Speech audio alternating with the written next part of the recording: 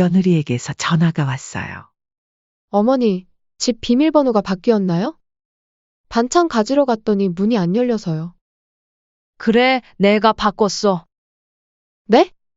새로운 번호 좀 알려주세요. 미안하구나. 이제부터는 우리 집에 그렇게 수시로 드나들지 말아줬으면 해. 이제 나도 허리가 아프니 반찬은 알아서 해 먹거라. 네?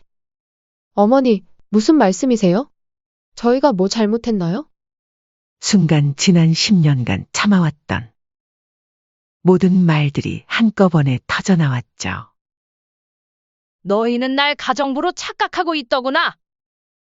시장 봐달라, 반찬 해달라, 손주 봐달라. 한 번이라도 내 의사를 물어본 적 있니? 명절에는 모든 음식을 나 혼자 준비하게 하고 너희는 들락날락거리기만 했지. 내가 아파서 병원에 누워있을 때는 얼굴 한번 비치지도 않더구나. 어머니, 말씀드렸잖아요. 저희가 많이 바빠서. 아무튼 한 번도 안 간 건 죄송하게 생각하고 있어요.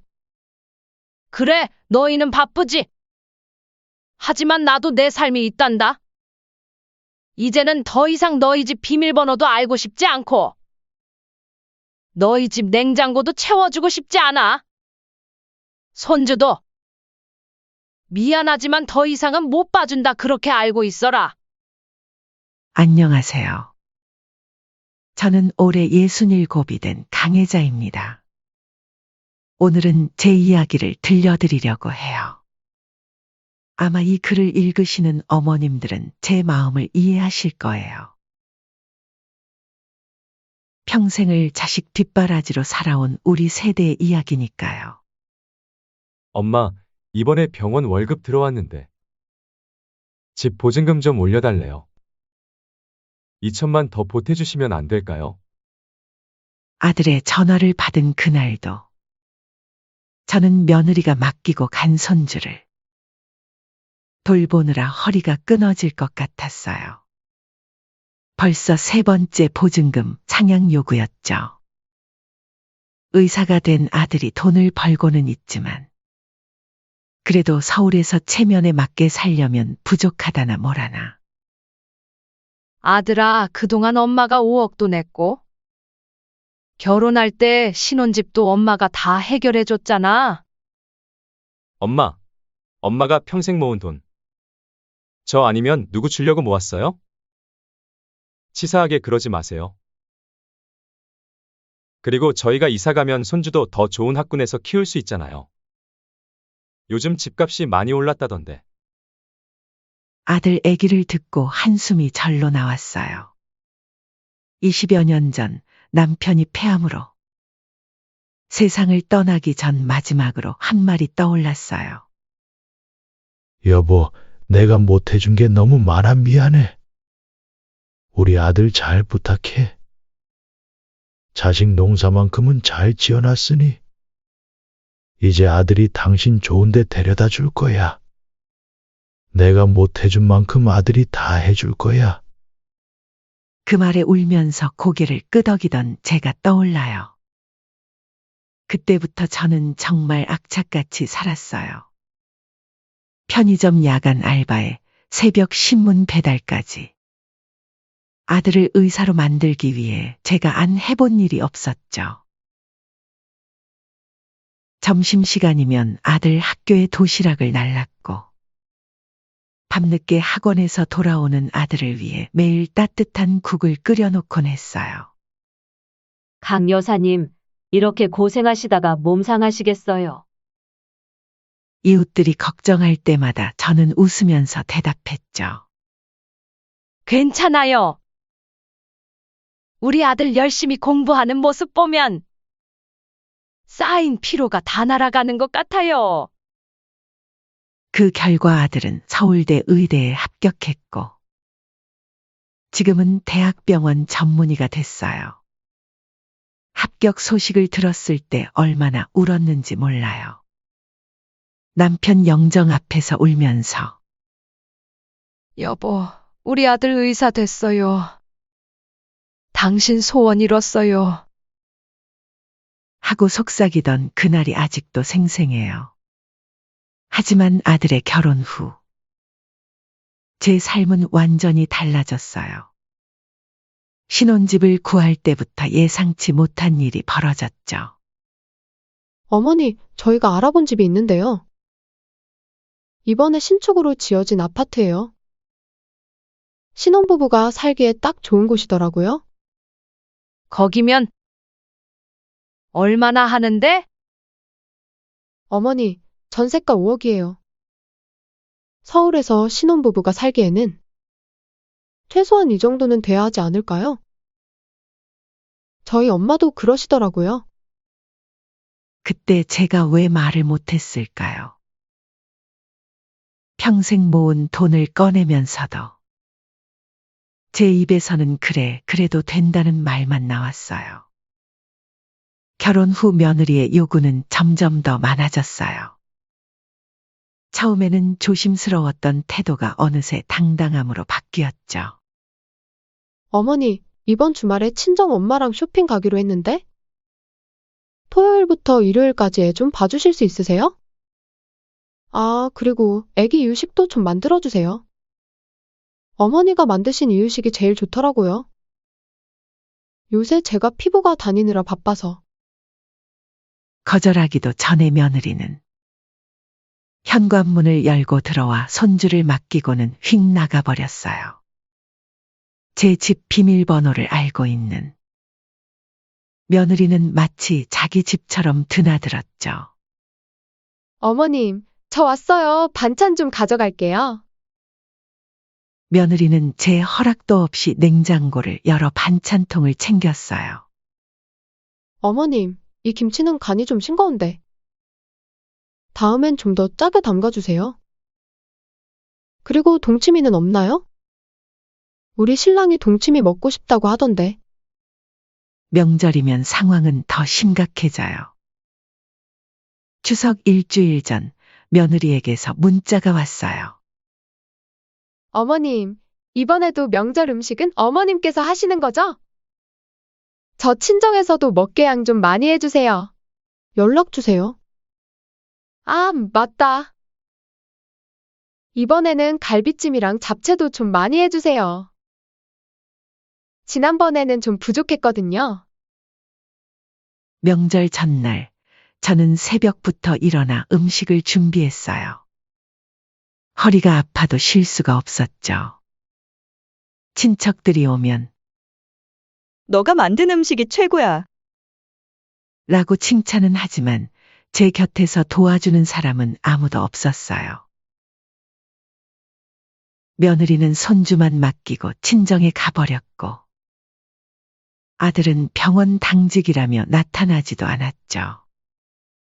엄마, 이번 주말에 장모님 우리 집에 오신대요. 전이랑 잡채 좀 해주세요. 아, 그리고 갈비찜도요. 장모님이 엄마가 하신 거 제일 맛있다고 하시네요. 내일 아침에 제가 가지러 갈게요.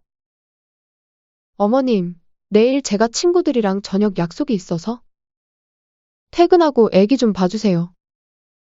늦어도 11시 전에는 데리러 올게요. 결국 새벽 1시가 다 되어서야 며느리가 손주를 데리러 왔어요. 사과 한마디 없이 어머님, 수고하셨어요. 하고는 휙 가버리더군요. 문득 제가 이 집의 가정부가 된 것 같아 서글퍼졌어요. 설상가상으로 아들은 제게 더 큰 충격을 안겨줬어요. 엄마, 저기. 이번에 개원을 하려고 하는데 병원 보증금이 좀 필요해요. 3억만 더. 아들아, 그동안 많이 주지 않았어? 엄마! 제가 누구 때문에 의사가 된 줄 아세요? 엄마 자랑스럽게 해드리려고 이만큼 한 거잖아요. 그런데 이제 와서 그러시면 어떡해요? 엄마가 도와주시면 나중에 다 받으실 텐데. 그 말을 듣는 순간 가슴이 찢어지는 것 같았어요. 제가 그동안 바라왔던 건 이런 게 아닌데. 돈이 아닌데. 매일 밤 잠들기 전 거울을 보며 스스로에게 물어봐요. 나는 이제 엄마가 아닌 걸까? 자동인출기. 아니면 가정부. 베이비시터? 옆집 순자 씨는 제게 이렇게 말하더군요. 혜자야, 너무 속상해하지 마. 요즘 자식들은 다 그래. 우리 자식도 마찬가지야. 하지만 그 말도 위로가 되진 않았어요.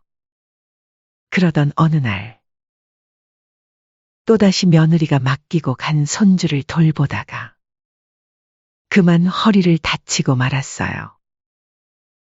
손주의 장난감을 치우다가 삐끗한 건데, 순간 눈앞이 캄캄해졌어요.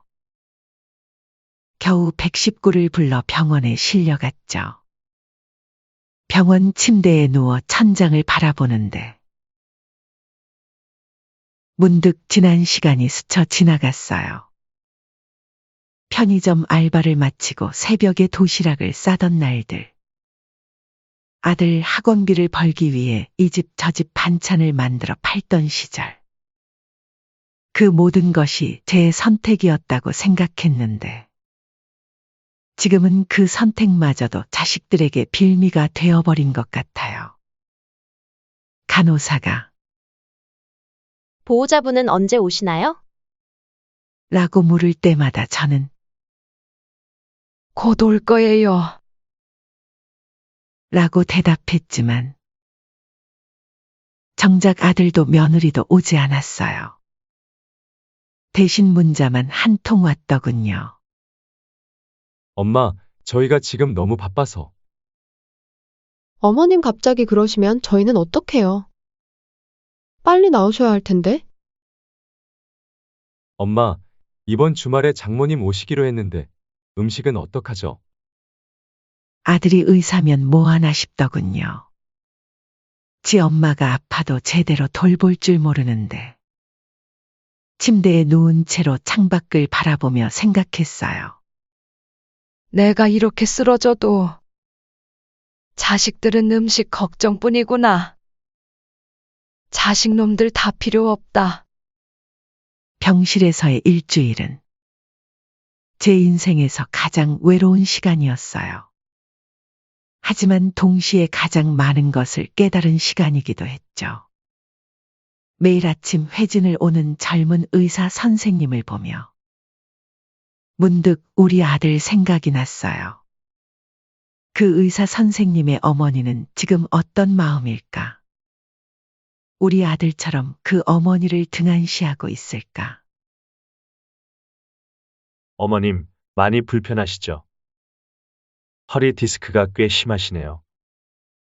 보호자분께서 옆에서 잘 돌봐주셔야 할 것 같은데. 의사의 말에 쓴웃음이 났어요. 보호자라.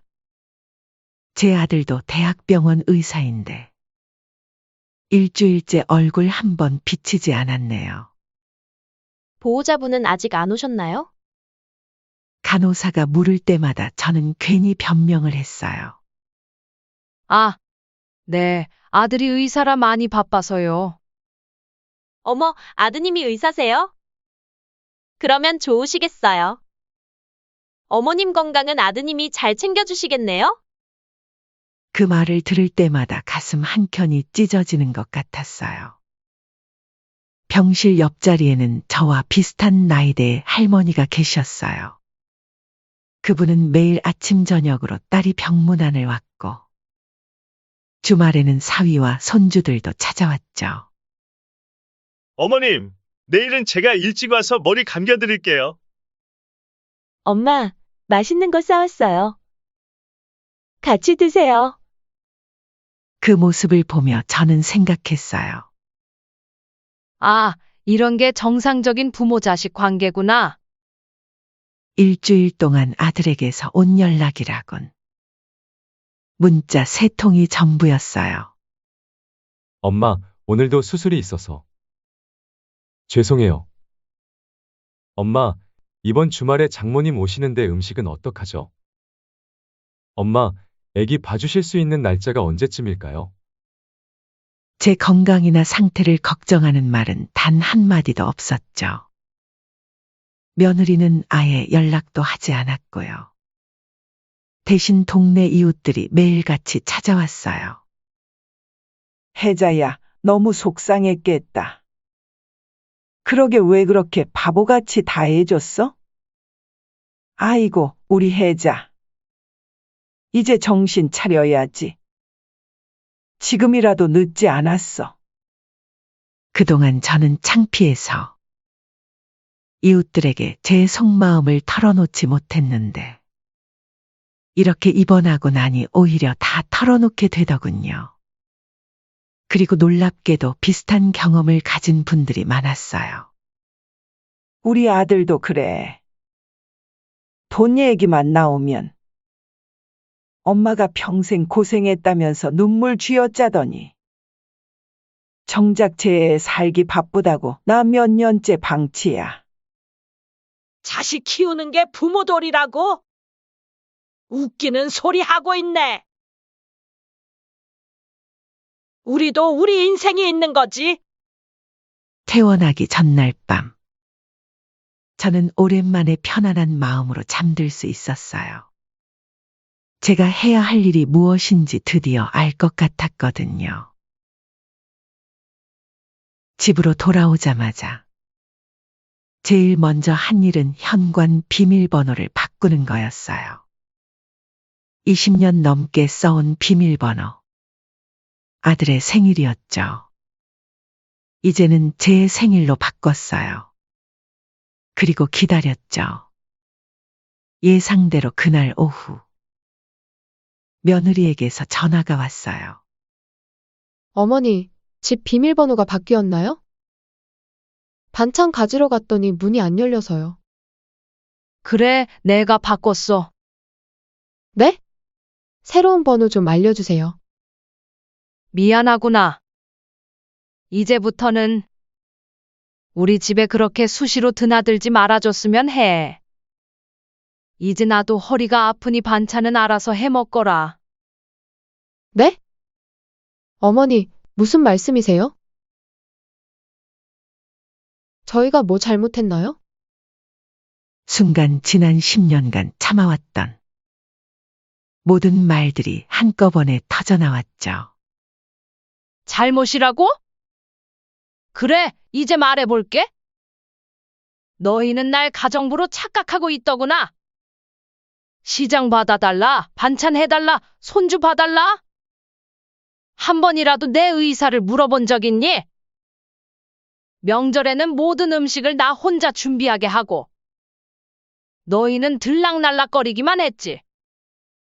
내가 아파서 병원에 누워있을 때는 얼굴 한번 비치지도 않더구나. 어머니, 말씀드렸잖아요. 저희가 많이 바빠서. 아무튼 한 번도 안 간 건 죄송하게 생각하고 있어요. 그래, 너희는 바쁘지. 하지만 나도 내 삶이 있단다. 이제는 더 이상 너희 집 비밀번호도 알고 싶지 않고 너희 집 냉장고도 채워주고 싶지 않아. 손주도 미안하지만 더 이상은 못 봐준다 그렇게 알고 있어라. 어머니, 그럼 저희는 어떡해요? 애기는 누가 봐주고. 그건 내가 알아서 해결해야지. 어린이집도 있고 아니면 내 친정어머니한테도 부탁하든가. 이제부터 난 그냥 며느리의 시어머니로만 지내고 싶어. 더 이상은 너희 가정부가 되고 싶지 않다. 전화를 끊고 나니 온몸이 떨렸어요. 하지만 후회되지는 않았죠. 얼마 지나지 않아 아들에게서 전화가 왔어요. 엄마! 지금 뭐 하시는 거예요? 갑자기 왜 이러세요? 아들아, 미안해. 하지만 이제는 엄마도 내 삶을 살아야 할 것 같아. 엄마가 무슨 삶을 더 살아요? 지금까지 자식 잘 되라고 사신 거 아니에요. 그래. 그동안은 그랬지. 하지만 이제는 달라져야 할 것 같구나. 너도 이제 의사 선생님이고 독립적인 어른이잖니? 이제는 내 살림은 네가 꾸려가야지. 엄마! 그동안 제가 효도한다고 얼마나 열심히 살았는데 엄마가 이러시면 전 어떡해요? 그 말을 듣는 순간 제 마음이 더욱 단단해졌어요. 효도? 아들아, 내가 생각하는 효도는 뭐니? 돈 많이 벌어서 엄마 자랑스럽게 해주는 게 효도야? 아니면 엄마한테 돈 받아서 좋은 집 사는 게 효도야? 진정한 효도는 내 삶은 내가 책임지는 거야. 그게 엄마를 진정으로 편하게 해주는 거란다. 엄마! 이제부터 너도 나한테 그만 의존하고 독립할 줄 알아야지. 너는 너의 가정을 책임지는 가장이 되어주고 나는 그냥 내 인생을 응원하는 엄마가 될게. 더 이상은 너희 살림을 책임지지 않을 거야. 알겠니? 결심을 하고 나니 이상하게도 마음이 평온해졌어요. 하지만 그것도 잠시 곧 현실의 파도가 밀려왔죠. 아들 내외의 반격은 예상보다 더 거셌어요. 엄마! 도대체 왜 이러시는 건지 이해가 안 돼요. 우리가 뭘 그렇게 잘못했다고. 매일 아침 아들의 전화로 하루가 시작됐어요. 처음에는 화를 내더니 점점 애원하는 투로 바뀌었죠. 엄마, 제발요. 저희가 잘못했어요. 대신 조금만 손주 좀 봐주세요. 며느리는 더했어요. 사촌들에게까지 연락해서 저를 설득하려 했죠. 어머님, 요즘 어머님이 많이 우울해 하신다고 들었어요. 제가 뭐 잘못한 게 있다면 사과드릴게요. 예전처럼 반찬도 매일 해주시고, 손주도 매일 봐주시는 거 바라지도 않아요. 그저 가끔씩만이라도 저희 사정 봐달라는 거예요. 하지만 이제 와서 무슨 소용이 있나요? 저는 단호했어요. 미안하구나. 하지만 이제는 돌이킬 수 없어. 나도 이제 내 인생을 살아보고 싶다. 그렇게 한 달이 지났어요. 아들 내외의 반응은 분노로 바뀌었죠. 엄마! 엄마가 이러시면 저희는 정말 살 수가 없어요. 애기는 누가 보고? 장모님도 곧 오시는데 음식은 누가 하고? 어머님, 너무하세요. 시어머님이 이래도 되는 거예요? 친정엄마한테 다 말씀드렸더니 어머님이 너무 이기적이래요. 그래요. 전 이기적인 걸로 했어요. 67년 동안 한 번도 이기적이었던 적 없는 제가. 이제는 이기적이고 싶었거든요. 큰 결심을 하나 더 했어요. 30년 넘게 살아온 이 집을 정리하기로 한 거죠. 너무 크기도 했고, 무엇보다 이 집에는 자식들에 대한 추억이 너무 많이 배어 있었거든요. 현관 벽에 남아있는 아들의 키 재던 자국, 부엌 타일에 새겨진 찢어진 자국, 모든 게 저를 과거에 붙잡아두는 것 같았어요. 부동산에 집을 내놓은 다음 날 아들이 헐레벌떡 찾아왔어요. 엄마! 요즘 대체 왜 이러세요? 나이 먹고 사춘기라도 온 거예요. 여기가 얼마나 좋은 동네인데. 나중에 이 집 주려던 거 아니에요. 그때 마침 초인종이 울렸어요. 며느리가 손주를 데리고 왔더군요. 어머님, 이제 그만하시고. 애기도 보세요. 할머니가 보고 싶다고 얼마나 울었는데. 손주의 눈망울이 저를 똑바로 쳐다보았어요. 가슴이 찢어질 것 같았죠. 하지만 저는 참았어요. 우리 손주 이제 어린이집 다니니? 거기서 친구들이랑 재미있게 지내지. 할머니, 나 어린이집 싫어. 할머니랑 있을래? 우리 손주 이제 커서 어린이집도 다니고 친구들이랑도 놀아야지. 할머니 이제 조그만 원룸으로 이사할 거다. 그 말을 듣자 며느리가 벌떡 일어났어요. 어머님, 정말 이사하시게요? 어디로요? 저희한테서 멀리 가실 거예요? 그래, 작은 오피스텔 계약했어. 너희 집에서 1시간 거리야. 버스 타고 와야 하는. 1시간이요? 그럼 저희가 어떻게 자주 와요? 반찬은 어떻게 가져가고? 그제서야 아들이 폭발했어요. 엄마! 이제 알겠어요. 엄마가 우리 때문에 스트레스 받으신 거. 제가 다 고칠게요. 앞으로는 제가 주말마다 와서 청소도 해드리고, 장도 받아드리고. 아들아, 그게 아니야. 난 내가 그런 걸 해주길 바라는 게 아니야. 그냥 내 살림은 내가 알아서 꾸려가길 바라는 거야. 결국 그날의 대화는 불편한 기운 속에서 끝이 났어요. 이사 날짜가 다가오자 아들 내외는 더욱 발악을 했죠. 심지어 친척들까지 동원해서 저를 설득하려 했어요. 하지만 전 이미 되돌릴 수 없는 강을 건넌 뒤였어요. 작은 오피스텔로 이사하는 날. 짐을 싸면서 우연히 옛날 일기장을 발견했어요. 아들이 의대에 합격하던 날 썼던 일기였죠. 여보, 오늘 우리 아들이 합격했어요. 이제 우리 아들이 훌륭한 의사가 되어서 많은 사람을 돕겠죠. 그동안 고생한 보람이 있네요. 그렇게 새 집으로 이사하고 일주일이 지났어요. 처음으로 맞이하는 주말. 아침 일찍 일어나 베란다 화분에 물을 주다가 문득 깨달았어요. 더 이상 누군가를 위해 서둘러 아침을 준비할 필요가 없다는 거려. 그래서 난생 처음으로 늦잠도 자보고 카페에 가서 여유롭게 아침을 먹어보기도 했어요.